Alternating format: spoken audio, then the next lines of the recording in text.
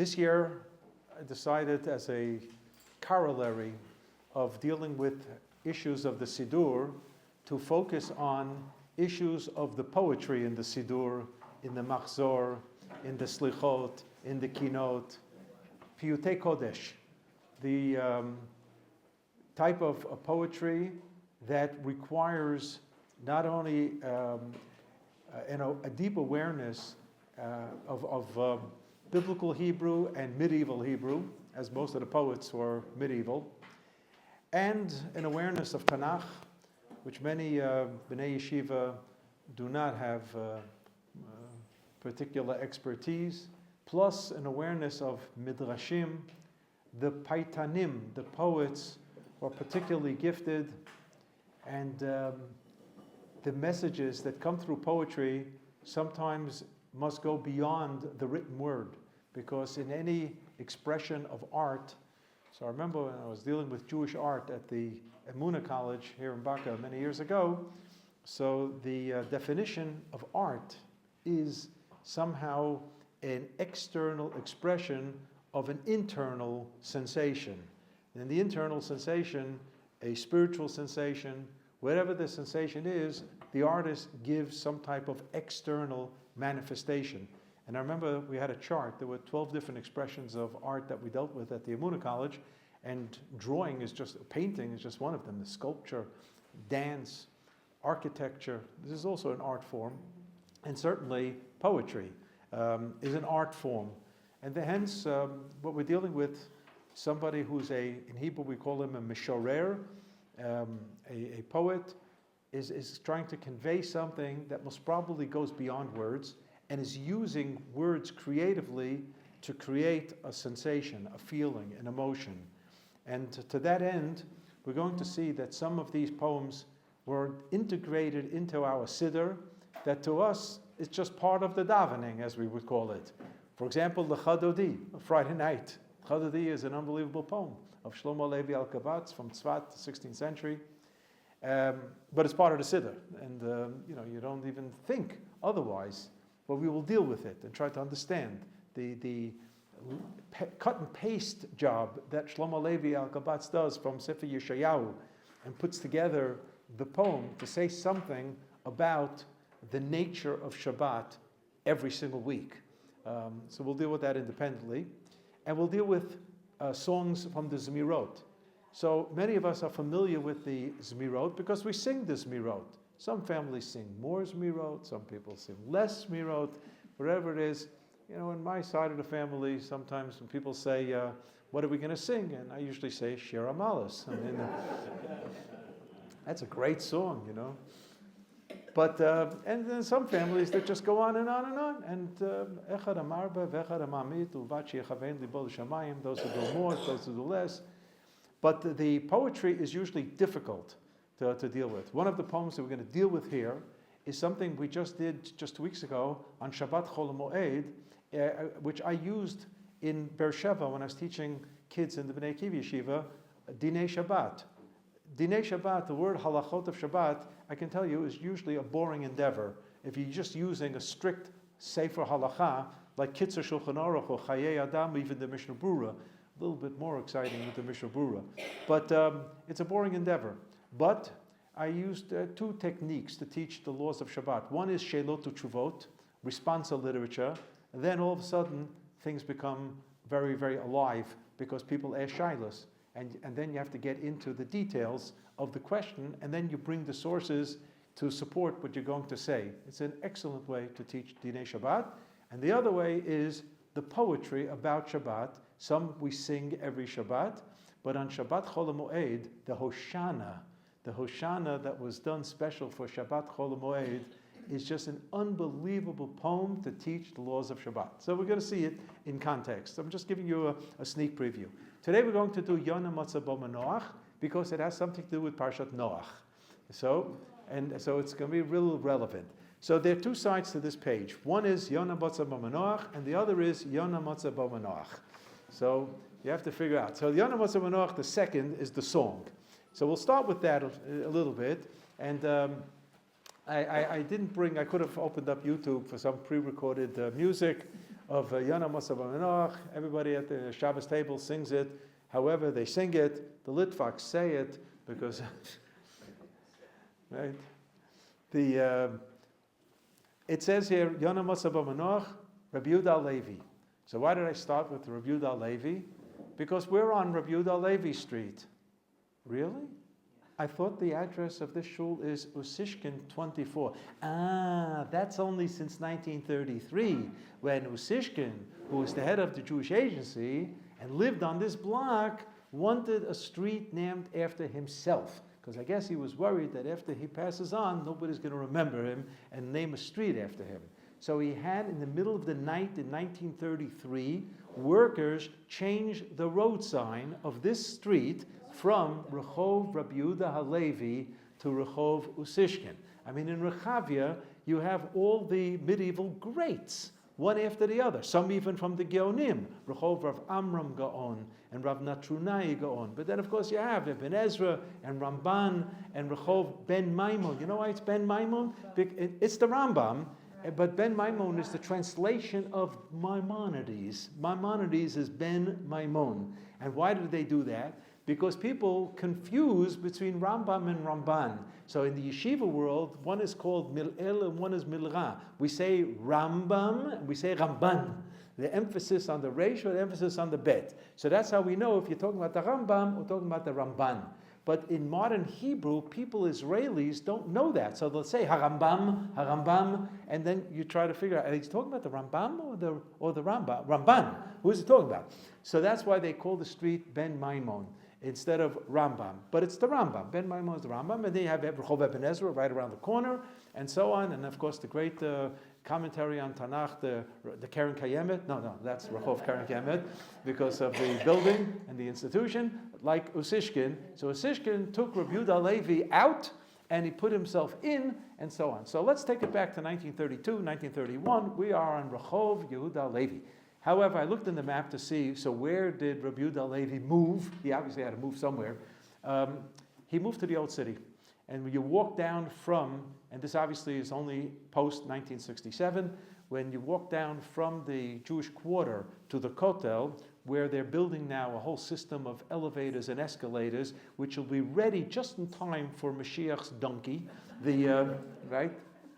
It's taking a little long, it's taking their sweet time making that. So you can see on the wall of Yeshivat Porat Yosef, the street name, it's called Ma'alat Rabbi Yehuda Levi, the Rabbi Yehuda Levi Heights. So you have here Rabbi Yehuda Levi now, and that was very important that Rabbi Yehuda Levi gets his name on the wall in Yerushalayim, in the Old City, because of everything that Rabbi Yehuda Levi stood for. He was the great religious Zionist of the 11th century, and certainly he impacted on Ramban a little under 200 years later, who also saw fit to include the mitzvah of residing in Eretz Yisrael as one of the 613, something that was not there in the Rambam's Sefer Mitzvot. That's a shir in itself. But Rabbi Yehuda Levi writes these unbelievable poems about Ahavat Zion. Libi b'mizrach, my heart is in the east, where he's sitting in Spain at the time. Rabbi Yehuda Levi makes a heroic effort to come to Eretz Yisrael, and there are differences of opinion if he made it or not. There is an Agadah, a legend, that he was trampled in Yerushalayim by the horses, or by a horse of the Crusades. Some say he did come to Eretz Yisrael, and they even claim that perhaps we know his burial place, which is not really marked. And some claim he made it only up to Egypt and just never made it to Eretz Yisrael. That he made the trek, that's for sure. That he talked about going to Eretz Yisrael, that's for sure. There's no question about that. And that he impacted on thinkers like the Maharal from Prague and Rav Kook, that is no doubt about that. So Rabbi Yehuda Levi is very, very, very important.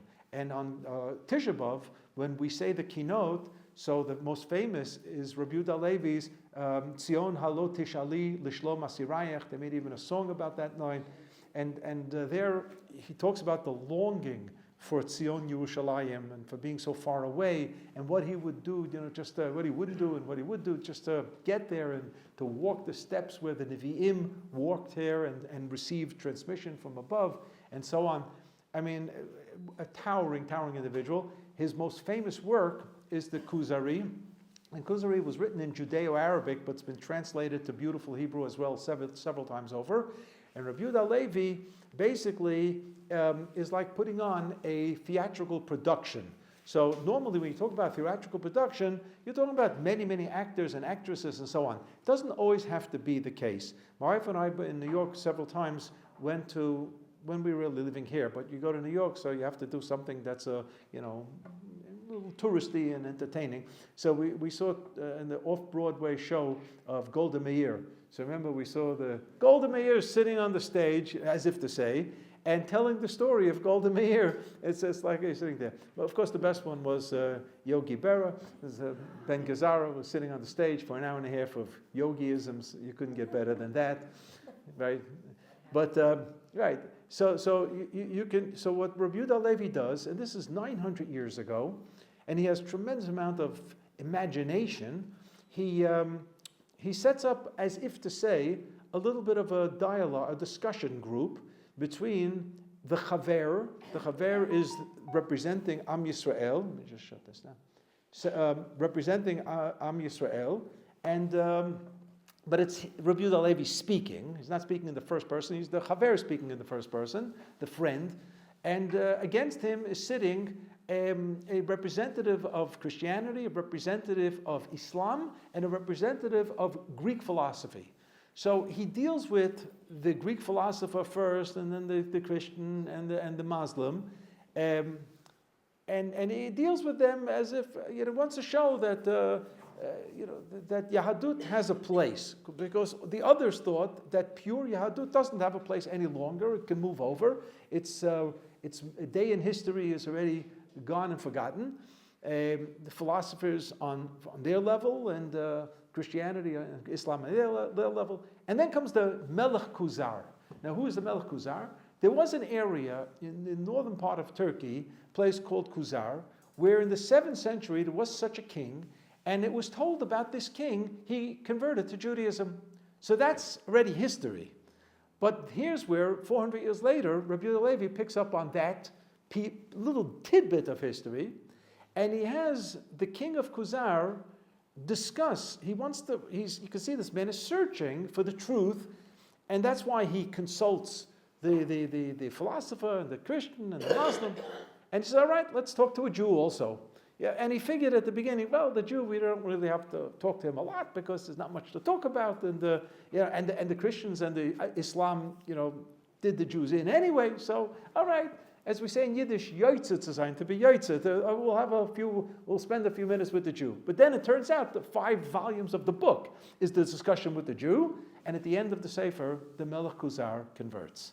So this is really Rabbi Yehuda Levi's fictitious report of what this discussion could be, and it's his very dramatic way of positing his point of view of Jewish philosophy. So it's an exciting book, because it's not, reading another page of philosophy, but it's an ongoing discussion back and forth. And it is a very, very exciting endeavor. My first introduction to Kuzari was in 1972 when I came to Eretz Yisrael. I'm embarrassed to say that in my years in America, I really never heard of the book of Kuzari. Maybe heard the name, but never opened it up. But in a shiur that our great Rosh Hashiva, Rabbi Mital, Zichron Livracha, gave at the Gush, that's when I was exposed for the first time to Kuzari. So this Rabbi Yehuda Levi also wrote poems about aspects of mitzvot. And one of them has to do with Shabbat. But it's not just a poem that was written about Shabbat, as we'll see. It's a poem that's written about the future destiny of Am Yisrael, and as he sees it through the Yonah Matzah Bo Manoach. Now, let's just look at the poem first. Yom Shabbaton Ein Lishkoach. The second side, where you have the poem. We know the poem as having the opening line, which then becomes the refrain. Yonah Matzah Bo Manoach, V'sham Yanuchu Yigiei Koach. That's how we know it. So the Yud is the Yud of Yehuda.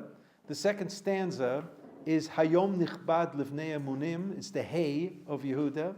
The next stanza is with a vav, uvau chulam bevrit yachad. And then there's another stanza, which I'm glad it came out in darkened, but also begins with a vav. Umitoch arafel. You've never heard of this. Nobody sings this. Umitoch arafel heir ofel. 1 second. Let me read it correctly. I have it here. Umitoch arafel heir ofel. Ve'al av heirim yoshvei shefel. Don't worry, I'll translate this. I know this is, of course, is in English. Umigdal tzori or tzarim ered nofel. Ach anochi meleti koach. Right? You never heard of this. We'll get back to that. And then comes the next stanza, which is the Dalit. Diber b'kocho bahar amor yom hashvi zachor v'shamor. That's the Dalit of the name Yehuda. And then there's another Dalit, another stanza we've never heard of. And then the last one is, Hey, ha'am asher na katzon ta'ah. So this is the name Yehuda. This is common, very common in the poetry of medieval poets to sign off. Like almost, I'd say lahavdil, an artist today will sign on the bottom of a picture, either initial it or sign it. The poets used the acrostic of their name. Sometimes they would have another few stanzas, and it would be with Ched Zayin Kuf, Chazak. That happens a lot in many of the poems. Sometimes if you keep your eye on the Slichot, or the Kinot, or the Piyutim, we call the Yoitzros, of the Machzor Rosh Hashanah Yom Kippur, so you get some of that Yitzchak Chazak, where the name is added, Ched Zayin Kuf, at the end. So you take Shlomo Levi Alkabatz, L'chadodi, Shomor v'Zachor is the Shin, Likrat Shabbat is the Lamed, Mikdash Melech is the Mem, Hitnari is the Hey, right? Hitoruri is the Hey, Lamed is Lo Tevoshu is the Lamed, Halevi, Ve'ayu Lim Shizos Josayach, and Yaminu Smol, Shlomo Levi. So this is something that is common, and Ibn Ezra does it all the time too. You take a look at your Zmiron v'Shabbat, your bencher that has the Zmirot, and you'll have poems with Avraham. This is Avraham ibn Ezra. You have Moshe ibn Ezra, his brother, also writing poems in this style. So you have this here with Rabbi Yehuda Levi. I'm just going to look at first the last stanza, and that's going to be an entree to the first page, and then we'll get back to the whole song. Ha'am asher na katzon ta'ah. Here it says v'chatzon ta'ah. The nation that is in transit, and your sheep that are disoriented. They're Yiddish, it's a great Yiddish word, verblonget. How many, you have Yiddish speakers here, right? Verblonget means lost. Who is the nation that is in transit and lost? Am Yisrael in the Galut. Am Yisrael, since the second destruction, is in transit and lost, without direction, without the ability to be in control. I remember once the Rav Zechron Levracha of Soloveitchik explained in an interesting way the difference between Galut and Geula, of redemption, exile and redemption. He says, in exile, you're in the back of the bus and somebody else is doing the driving. It almost sounds like a Greyhound commercial. We're doing the driving for you, and so on. The driver is in Geula. The driver is the one who's in Geula. He's the redemptive one, because he can turn, stop, go, and so on. If you're sitting on the bus, you're sitting in the car as a passenger, you're sitting on a plane, you're not in control at all. Am Yisrael is not in control when they are in Galut. Other factors are controlling Am Yisrael. And you have very little to do to take control. And if you thought you wanted to take control, the nations of the world won't even let you. Won't even let you. So I've said here, and I'll say it again and again and again. We just went through the yard site of Simchat Torah, first yard site of the calamity of Simchat Torah of a year ago. The United Israel today is in a very different place than it was last year. Unfortunately, we have 12,000 soldiers who were wounded, and we have over 800 who lost their lives, along with civilians who lost their lives, many. Right, that we know. But in terms of where we are today against the enemy, it's already a no-brainer. So we're not out of it yet. We might be out of it soon, but the whole situation is Radically different. Radically different. There is no, there's still a little bit of a Hezbollah, not much. A little bit of Hamas, not much. Iran burying its head in shame. This is the scenario today. And I remind people that in all the pogroms of 1,000 years, from the 10th century including until the Shoah inclusive, the only thing Am Yisrael was able to do was to say Kaddish and Yizkar. That's all we could do. There was no fighting back on any level. And that's changed. That's what our Rabbi the Rav said in 1956 in Kol Dodi Dofek, the great speech at Yom Ha'atzmaut at YU. Dam Yehudi eino hefker. Jewish blood is no longer hefker. That's changed. So it doesn't mean there won't be anti-Semitism. Ho ho, plenty of anti-Semitism out there. Welcome to Harvard. Plenty of anti-Semitism. And it doesn't mean Jewish blood won't be spilled, unfortunately. Still have it. But Dam Yehudi eino hefker. Jewish blood is no longer cheap on the world market. The enemy is going to pay a price, and is paying a price. As they say in this country, beribit v'hatzmada, with interest and beyond. And that's a big difference. Because when Jews fall, the way we fell for 1,000 years, Yecheskel Hanavi said, that is a chilul Hashem. And Yecheskel said that we will come back to Eretz Yisrael not because of a great tshuva movement. No. Because HaKadosh Baruch Hu could no longer tolerate the chilul Hashem. That's what it says clearly in Perek Lamed Vav in Yecheskel. Very clearly. And everything is going to resuscitate in Eretz Yisrael. Batem harei Yisrael ampechem titenu ferichem tisul amei Yisrael ki kerbu lavo. The agriculture is going to resuscitate. And you're going to come home. And the Kadosh Baruch Hu says, I'm going to bring you home. Why? Because of Shem HaMechulal B'Goyim. This was a Chil Hashem 1,000 years. So we have to change it. So now, we are trying our best to live a life of Kiddush Hashem. Trying our best. And just being here, doing nothing else, just waking up in the morning, you're participating in a Kiddush Hashem. And that's what's happening today. And today, the fact that we have the ability, just the ability, to raise our hands and not say, Kochi v'otzem yadi, it's our strength. All of a sudden, we become strong. But yes, yeah, the other side, they may have horses and chariots. We have the horses and chariots also. We have the Air Force, we have the artillery, we have the tanks. But v'anachnu b'shem Hashem Elokeinu naskir. We're going with the Kadosh Baruch Hu together. And that's what's happening. Even the non-religious soldiers are very, very, very big balei emunah, have deep faith in a Kadosh Baruch Hu. We know that. So, what ha'am asherna katzon ta'ah. Yeah, that's where Yehuda Levi is living in the 11th century in Spain. He was in Cordoba for most of the time. He was actually hails from Toledo. And what was he doing there? So he was a court poet.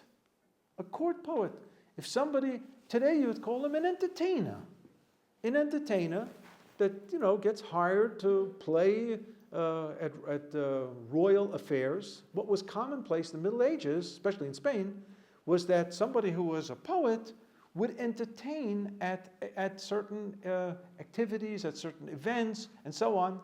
And he had to have a sponsor. And the sponsor was a wealthy person who obviously had an in with some of the people who would invite his host, poet, to get the job. And Rabbi Yehuda Levi would go from place to place. So did Ibn Ezra and other great poets. That's how they made a living. They made a living by doing this. And Yehuda Levi's sponsor was murdered by the church.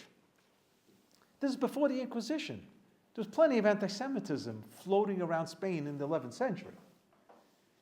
And Rabbi Yehuda Levi was, on a personal level, hurt by this. Obviously, it cut into his livelihood. But he obviously had a personal relationship and firsthand, tasted the bitter pill of what the church was doing. And what was the church doing? What was this business of forced conversions? I mean, when you think about it logically, faith is not something that you can arm twist. And yet, they were forcing people by the threat of death to accept Christianity, to baptize.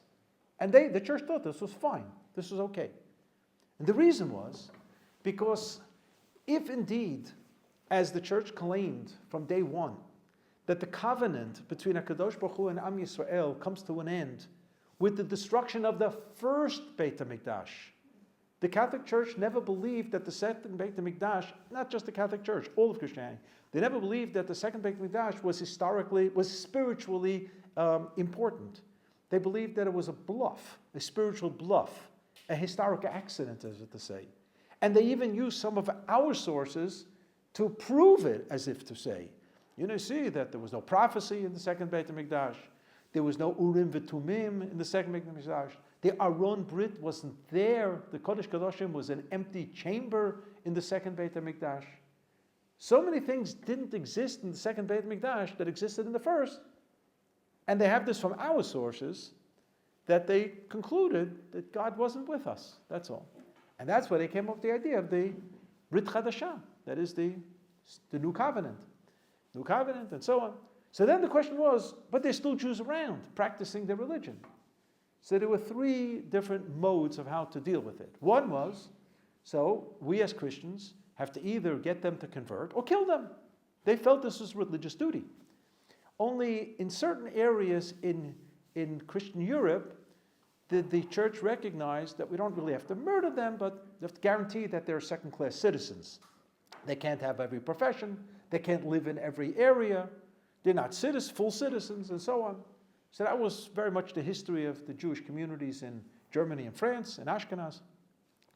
Of course, there was pogroms there too, but the day-to-day.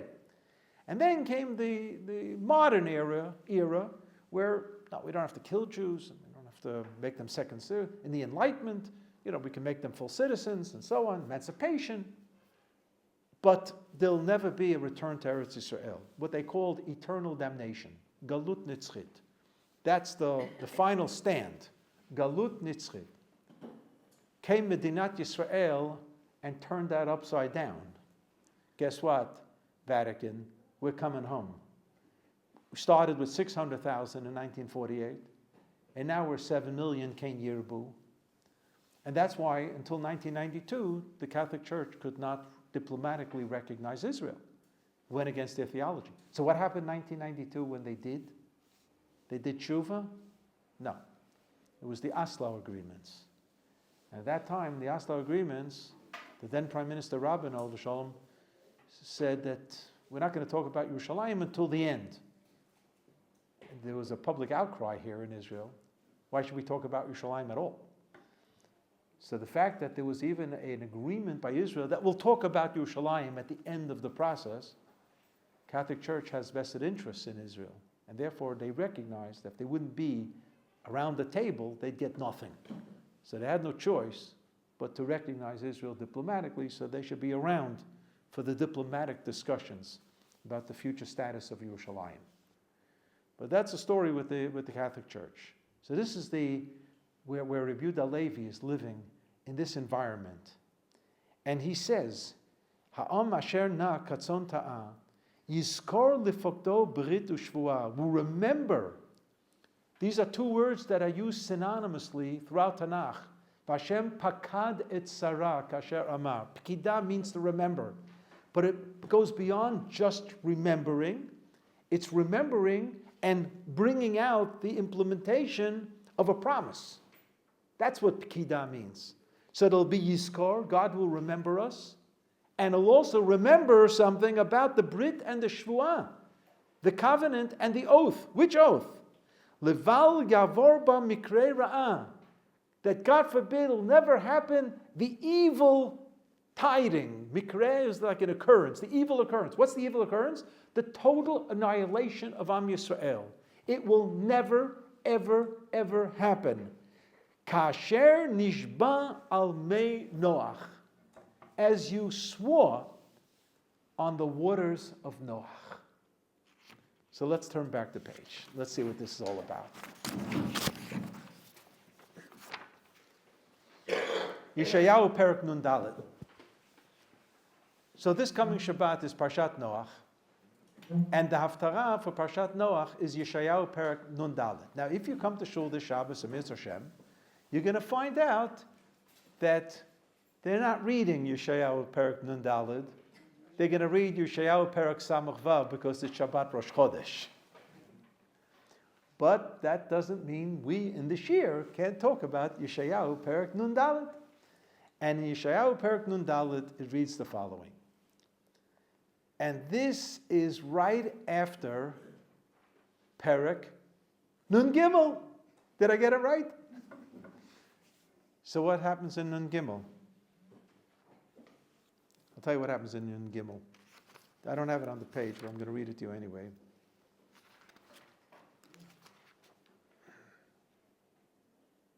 I have it.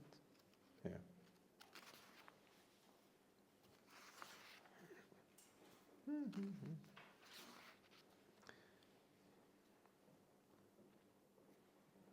Where is it? One second. No. I have it somewhere. Yeah.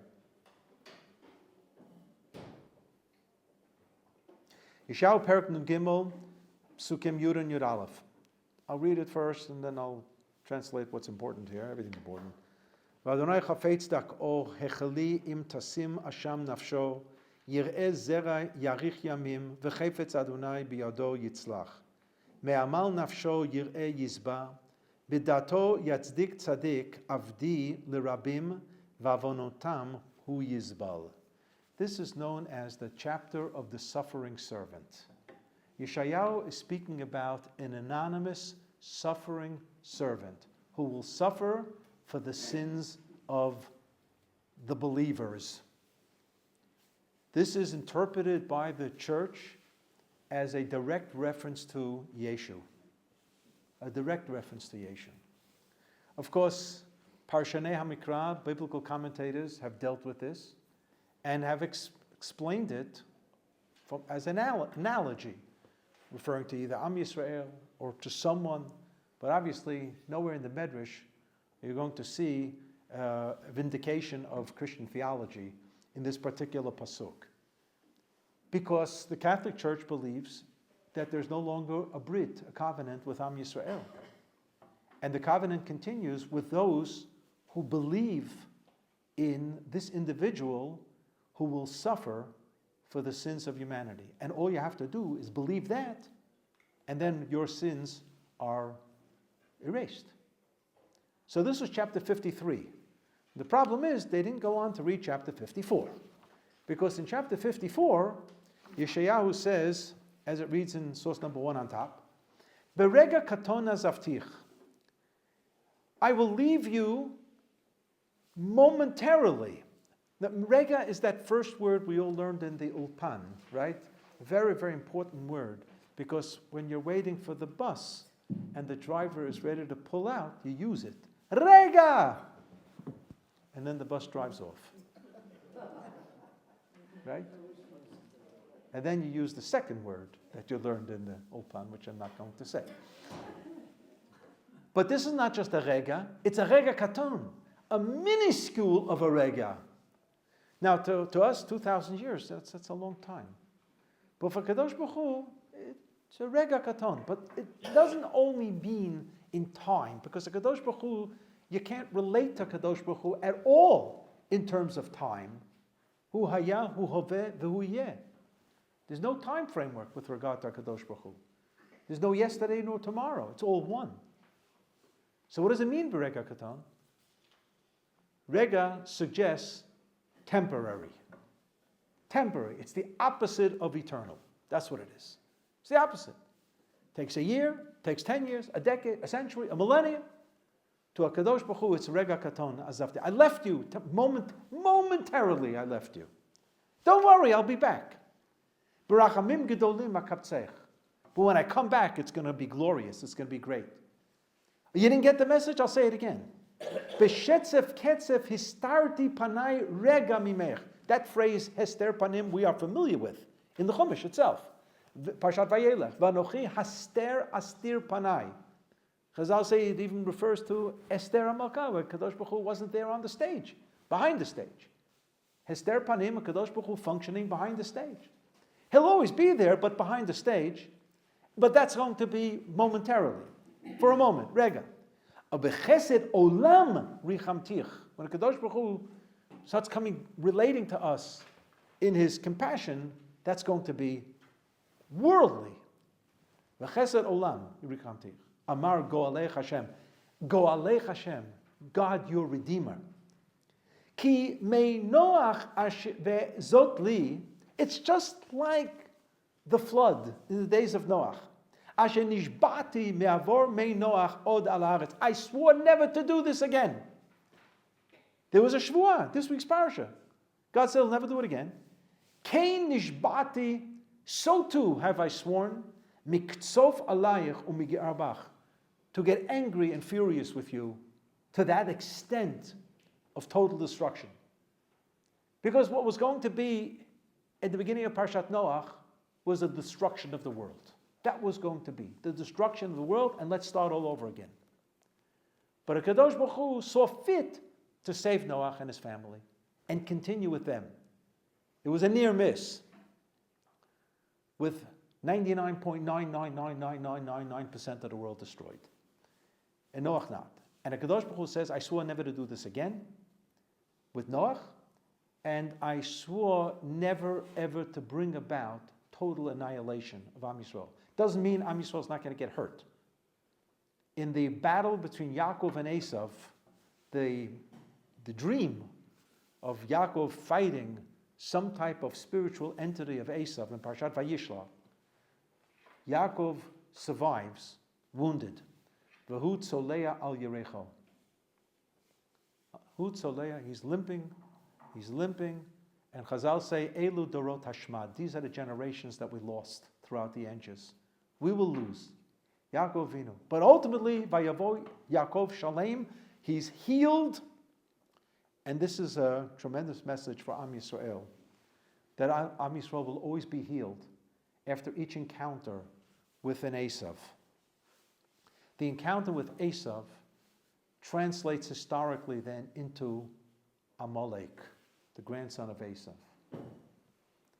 So you have here a pasuk, a promise by Yeshayahu Navi, that the Brit, the covenant, will continue. It will be renewed. Ki he'arim yamushu v'hagvaot timutena v'chazdi meitach lo yamush. My grace will never depart. Ubrit shlomi lo tamud. Amam rachamech Hashem. So the church never read chapter 54. Because if they would have just continued one more chapter, they would have realized that they're barking up the wrong tree. Mei Noach, the waters of Noach. The Zohar, the Kabbalistic Zohar, asked the question, why is it called Mei Noach? The Mayim Shel. Mei Noach means Mayim Shel Noach. Noach was saved. It was everybody else's water. Noach was in the ark. He was in the Teva. So the Zohar teaches us, reminds us, that actually Noach was supposed to go under also.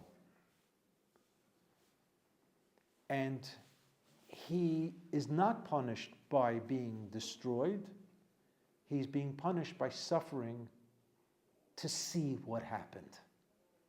It's almost like the Medrash on Paroi.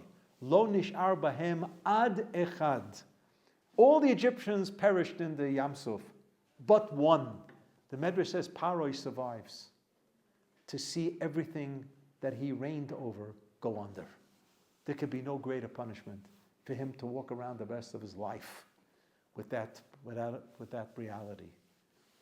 Noach lives to see this, but the question is why? So the Gemara tells us, not on the page, the Gemara tells us, the end of Masechet Sanhedrin, the Daf Yomi people will get to it in a few months. Tanad debei Rabbi Yishmael, in the Beit Midrash of Rabbi Yishmael, Af al Noach nichtach gzar din. It was also on Noach the judgment to go under, which means Noach wasn't such a tzaddik. Ela shematzach chen b'nei Hashem. something caught a Kadosh Baruch Hu, that he saw favor in Noach. So we call it, there was some redeeming value in Noach. But on the one hand, it could have gone the other way. As it says at the end of Breshit, Noach, it says, Nichamti ki asitim, v'Noach matzah chen be'enei Hashem. Noach matzah chen. So then the next pasuk is the beginning of Parshat Noach. So we don't need this on the page. We remember this from first grade, right? Eile toldot Noach. Noach ish tzadik, tamim haya b'dorotav. And the first Rashi, it's actually the second Rashi, but all right. Rashi says, Yesh me'rabotenu doresho tol l'shvach. There were those who said, yeah, Noach was ish tzadik. And there were those who were doresh l'gnai. You know, Noach wasn't such a great person. You know why he was great? Because he was a little bit of a ray of light in a dark surroundings. So all right, so he shows up. But had he been in the generation of Avraham Avinu, nobody would have taken note of Noach. He was only great, in relatively speaking, to his generation. Okay, so you can take it this way and take that way. I once heard from Rabbi Meir Berglass, who I worked with. He was the director of the Medreshet Moriah. I was there many years teaching young ladies from Chutz La'aretz. He said that if you take note, it says, Yesh me'rabotenu dorshim oto l'shvach. V'yesh shedorshim l'gnai. They weren't from Rabotenu. The Rabotenu, they took the positive take on Noach. And there were others who took the negative take, as if to say, sometimes that the same Noach, it depends how you look at him. I mean, the famous Levi Yitzchak Badichov, you can see the cup half full and half empty. It's the perspective that you take. Oh, yeah, everything's horrible in this country. There's no country as great as this country. Right? You look at the chesed of the people, there's nothing like us. You read the newspapers, what a horror. Yesh dorshim l'shvach v'yesh dorshim l'gnai. It's the same scene. It depends how you look at it. Or there's another way of looking at this seeming machloket. It's not a machloket. It's both. In the Torah Shlema of Rav Menachem Kasher, Zechrono Livracha, he has a series of medrashim where the headline is Eile Toldot Noach Noach. Now that's not how you read it if you're a Balkaire. Eile Toldot Noach Kama Noach Noach ish tzadik. Eile Toldot Noach Noach ish tzadik. But if you have Hasidic genes, you can read it against the grammar. Eile Toldot Noach Noach, which means there is Noach 1 and Noach 2. And I once gave a whole shir on this as an extension of the Rav's famous article, Lonely Man of Faith, Adam 1 and Adam 2, right? That there's something that continues 10 generations later with Noach. So on the one hand, there was Noach 1, who was a tzaddik, and there was a second hand, there was Noach who wasn't so great, and perhaps not so great that even belonged in the generation of the Mabul. So if you take a look at the page on source number 2, it says it's the end of Bereshit. This is the indictment against the whole world.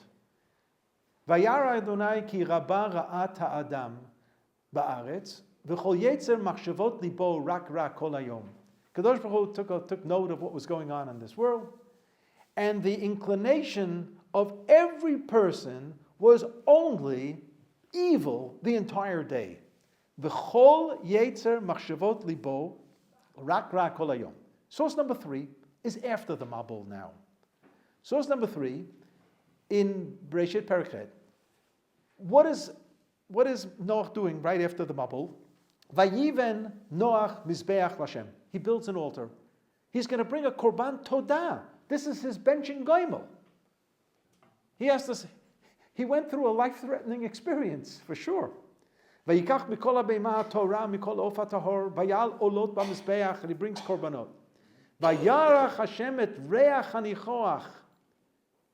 That phrase already triggers you to which chomish in the Torah when you hear reach nichoach l'Hashem, Vayikra. This is the forerunner of korbanot. God's accepting of a korban is Vayarach Hashem et reach hanichoach.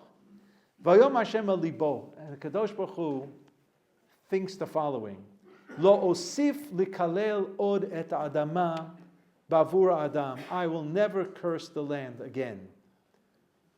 Why? Ki yetzer lev adam rab min rav, because man is terrible. 1 second.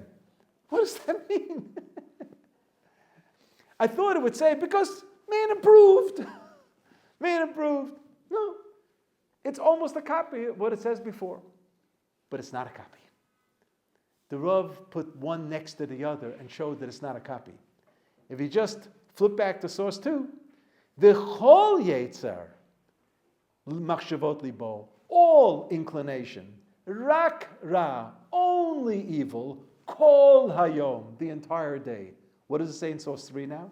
Ki yetzer lev ha'adam ra minurav.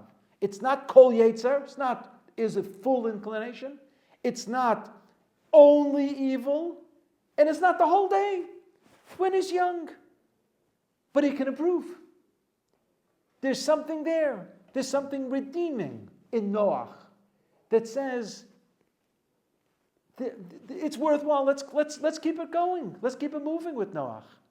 There's potential here. And there will always be potential. I'll never do this again.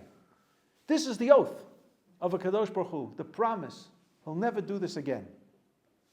And so, Rabbi Yehuda Halevi, in his poem at the end, when he says, Ha'am asher na katzon ta'ah, Am Yisrael in travels in the exile, Yizkor lefokto brit u'shvua, Kadosh Baruch Hu is going to remember the Brit of Yecheskel Perek Nun Daled, Lival Yavor Ba Mikrei Ra'ah. They will never be extinct. Am Yisrael will never become extinct.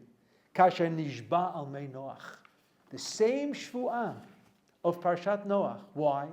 Because something will always remain pure in Am Yisrael. And now we go back to the source page. Source number 4. Vayavo Amalek. Vayilachem Am Yisrael B'Refidim. Amalek came and struck. The end of Parshat Bishalach. And there we have something interesting. Just scroll down to Pasuk Yud Aleph in source 4, in the middle of source 4, where it's accentuated. Vaya kasher yarim Moshe yado v'gavar Amalek, v'kasher yaniach yado gavar Yisrael, v'kasher yaniach yado v'gavar Amalek. Moshe Rabbeinu is standing on the mountain, supported by Aaron and Hur, and his hands are going up. Am Yisrael is turning the tide of the war. His hands go down. Am Yisrael is losing the tide of the war. The Amalekim are gaining. What is this? Automatic? Up and down, up and down. Was a hocus pocus now? So the Mishnah tells us in source number 6, it's not hocus pocus. The raising of a hand is tefillah. Is tefillah. So you had people on the battlefield. What was everybody else doing? They were davening. They weren't cooking kugel. They weren't doing anything else but joining the effort of Am Yisrael with tefillah. The phrase ve'efroset kapai about Moshe Rabbeinu in Parshat Shmot and Va'era, lifting up the hands in tefillah. In Yeshayahu Perek Aleph, ufarischem kapechem, raising of hands, is a gesture of tefillah. So Chazal say this is what Moshe Rabbeinu's hands are up. And what was happening here? Moshe Rabbeinu going this and down, this and that. He was expressing a reality of Am Yisrael, of Noach. There are tzaddikim here, and there are Rishayim here, who aren't willing to daven when Am Yisrael is in the battle, because they're busy with other matters. So Moshe Rabbeinu was showing we have people who are davening, and people who are not davening. And for the people who are davening, the tide will turn in the favor of Am Yisrael. And if the people not davening become stronger, then the tide is going to turn for the Amalekim. Which means the Torah doesn't give us statistics here. how many we knocked off and how many unfortunately fell on our sides. We can read between the lines. We sustained losses.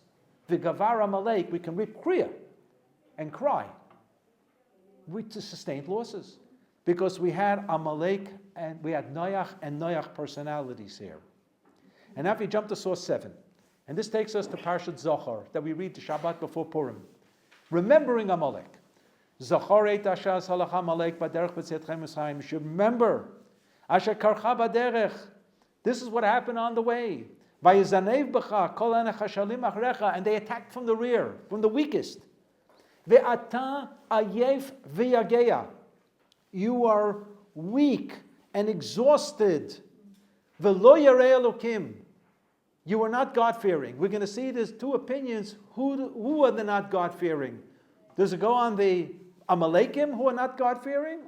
Or does it go on Am Yisrael who are not God-fearing, at least part of Am Yisrael? Or perhaps both? Noach, personalities who we have here? Turn the page back to the song. This is going to be in 2 installments, I see, looking at the clock. So I'm going to keep you for a week. Let's look at the song. Yom Shabbaton ein lishkoach. So most commentators who comment on this are saying, ein lishkoach. What does it mean, ein lishkoach? That's a nice poetic way of saying, Zachor et Yom HaShabbat lekadsho. Right? You're supposed to remember Shabbat. So it's Yom Shabbaton, day of Shabbat, ein lishkoach. So you are to remember Zachor et Yom HaShabbat lekadsho.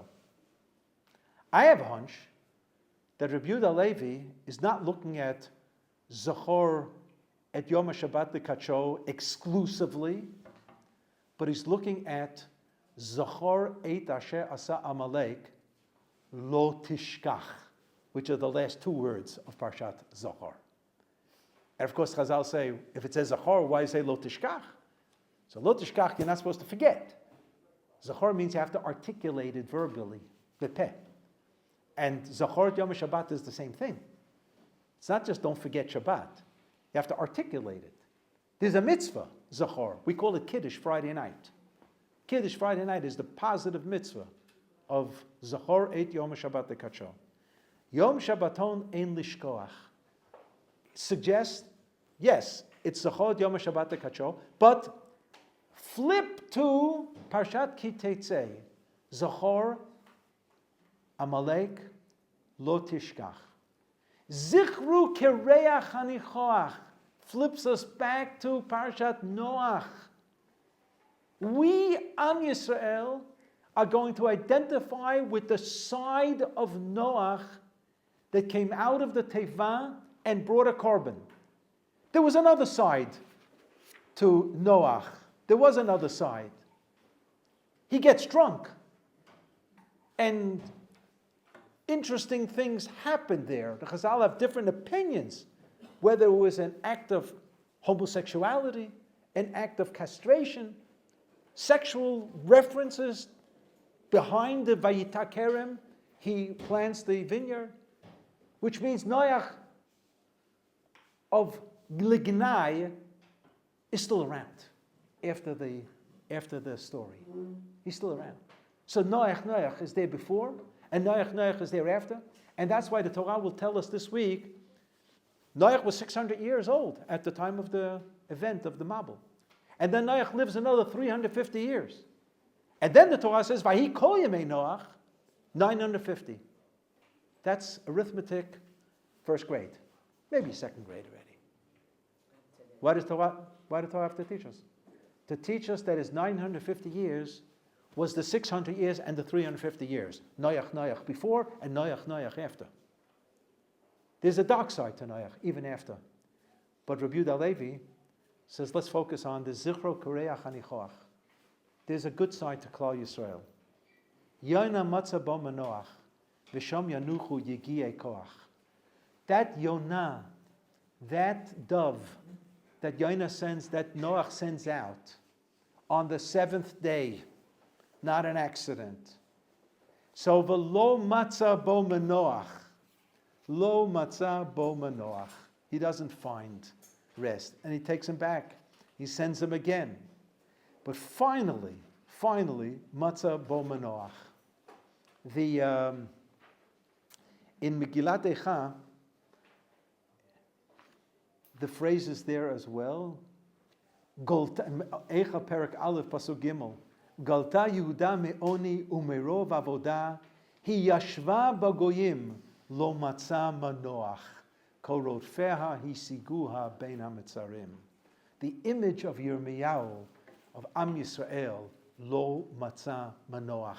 That was the Yonah who comes back because there was still galut out there. People were still perishing out there. The waters haven't yet subsided. But Yonah Matzah Bo Manoach is the symbol of Am Yisrael coming home. V'sham Yanuchu, whom? The Yigi'ei Koach, the exhausted ones. V'ata Ayef V'yageya. In the Amalek war, you were exhausted. Am Yisrael is exhausted. To Rabbi Yehuda Levi, 1,100 years. To us, 1,900 years. Dai kvar. Enough. He's saying, Dai kvar. And he's going to go on to explain a whole understanding of Am Yisrael returning to Eretz Yisrael that will culminate with Kashen Nishba Al Mei Noach. But I'm going to give you just one sneak preview to the shir next week, which will continue with this page. So if you want to give it back to me, fine. If you want to take it, that's also fine. Please bring it next week.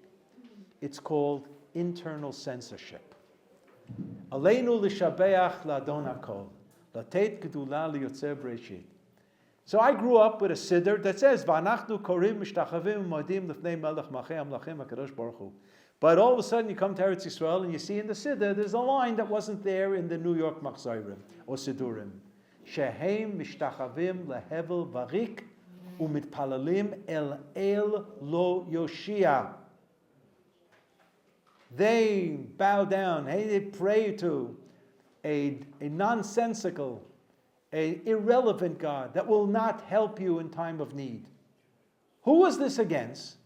It was against Christianity. And that's why we struck it from the record. We took it out. This was internal censorship. Here in Eretz Yisrael, we have nothing to be embarrassed about. So how did we know about it if it was taken out? Because the Yemenite community never had trouble with Christians and they never took it out. Just like the book called Chesronot Hashas, deletions from the Gemara and Medrash and Rambam that were discovered in the libraries of the Vatican because they stole our manuscripts and they had Jews who are mumarim, who went over to the other side, who are Talmidei Chachamim, even Rabbanim, who were able to scan through the sources and underline and highlight the lines that would be used by the church as a theological excuse to murder Jews. So we now have access to this material. So in the Steinsaltz Gemaras, it's back in. In every modern Stein and Schottenstein, they try to get it back in. In the Rambam, who are down, Shefel means down in the dumps. That's Am Yisrael will rise once again. Umigdal tzori eren nofel, and from up above in the watchtower we will see them, the enemy, go down. Achanuchi meleti koach. Yes, we will be reinvigorated with koach. This was speaking about the downfall of the church. Now you know why it was censored in Europe. So next week we're going to talk about a little further that every line of Yonah Matzah Noach comes from a statement in Tanakh. Merov onim avamitz koach, ach anochi maleti koach, chazek motnayim va'amitz koach. They all come from Psukim. Kashen nishbal mei Noach, we explained. Ach anoti, but what is Baruch hanoten layav koach? That's a bracha we say in the morning. A very problematic bracha. Stay tuned next week.